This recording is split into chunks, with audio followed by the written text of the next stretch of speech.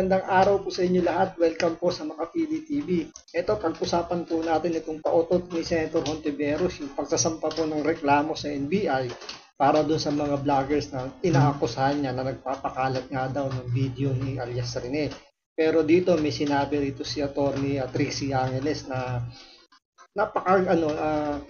parang may kuntsabahan po nangyayari between dito nga kay Senator Hontiveros at sa mga mainstream media. So ito panoorin po natin at maging maging observant po tayo sa mga pina-flash po ng mga mainstream media patungkol dito sa issue na to. So ito panoorin po natin.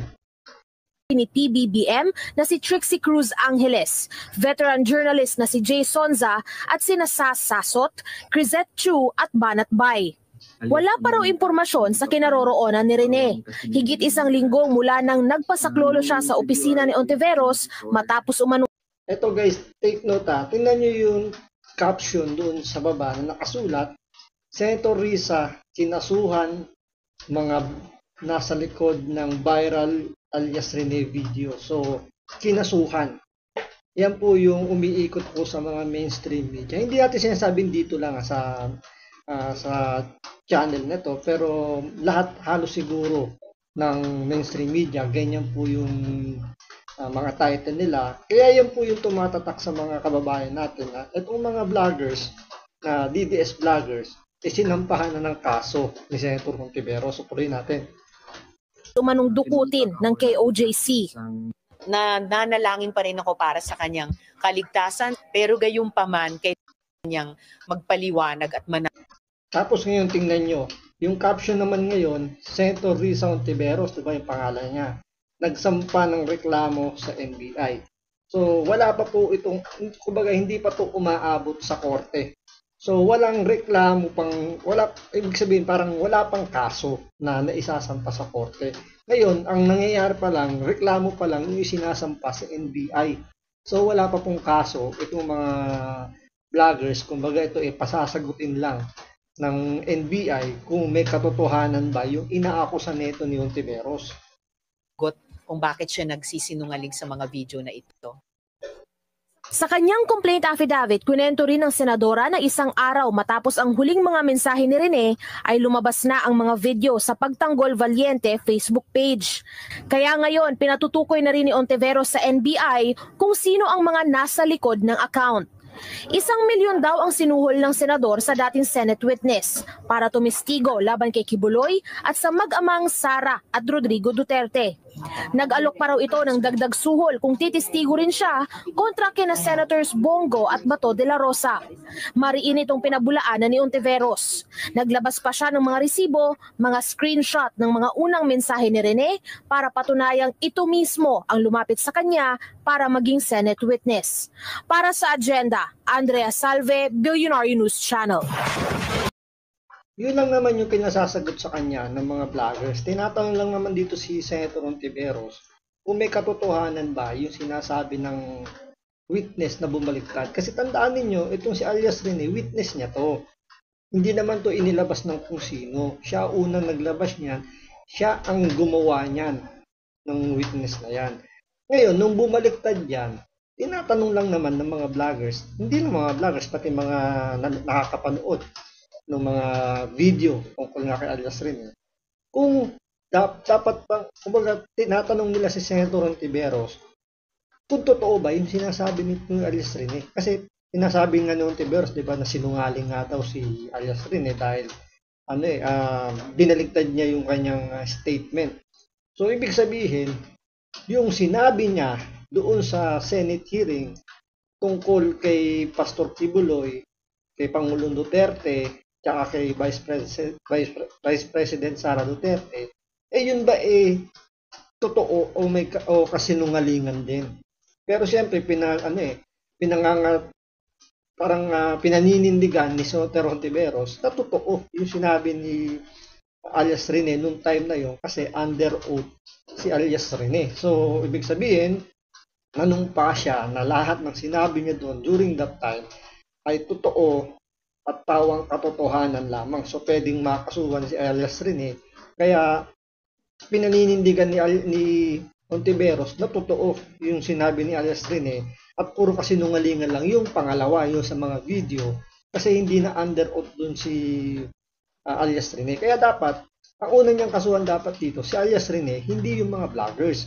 Kasi yung mga vloggers, nagre-react lang naman doon sa balita, doon sa video na nilabas ni alias Rene, kung totoo ba yun. Pero parang nangyayari, yung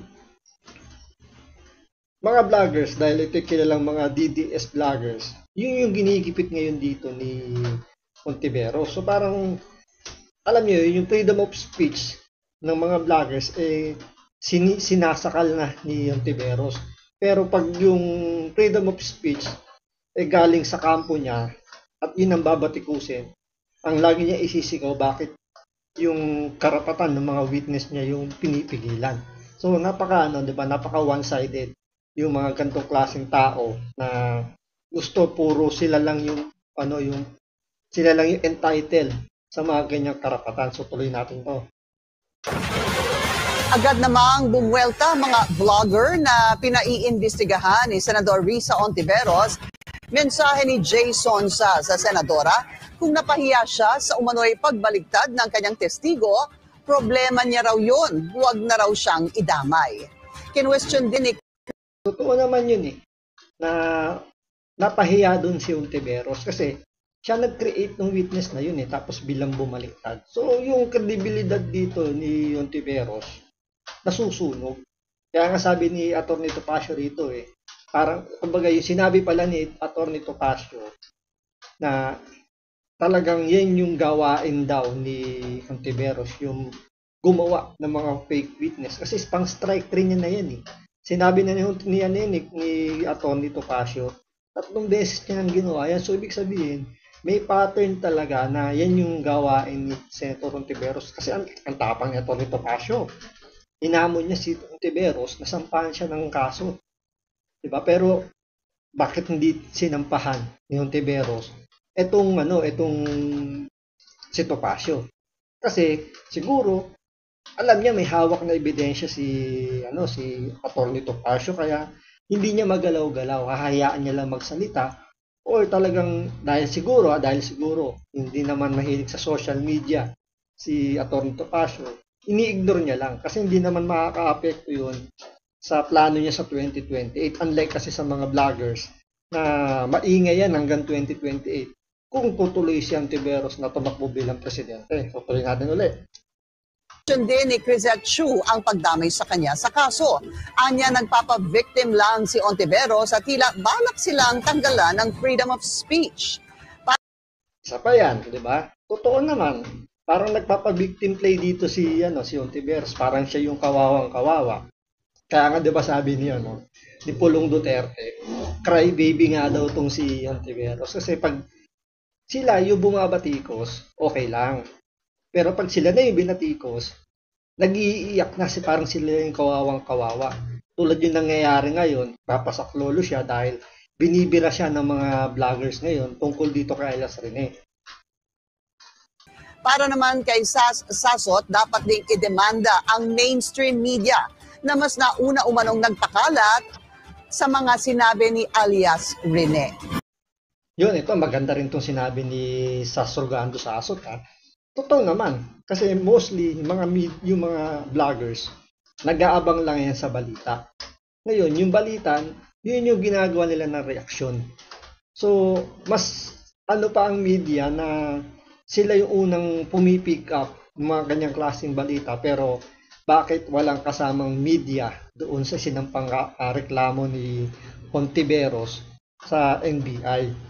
Siguro natatakot lang din si Ontiveros na bakbakan siya ng mainstream media sa papalapit na presidential election. Alam naman natin ang mga mainstream media, meron yung mga legal department. Ngayon, once na magsampa ng reklamo si Ontiveros at matalo, babawian sila ng mainstream media. At sigurado malaki yung hihinging bayad niya doon sa paninira na yung pagreklamo ni Ontiveros, syempre masisira yung kredibilidad ng mainstream media. So medyo gagastos dito si Ontiveros ng kanyang personal na pera kung isasama niya yung mainstream media. Pero 'di ba? Ibig sabihin lang, takot siya sa mga mainstream media na kasuhan siya kaya hindi niya dinamay.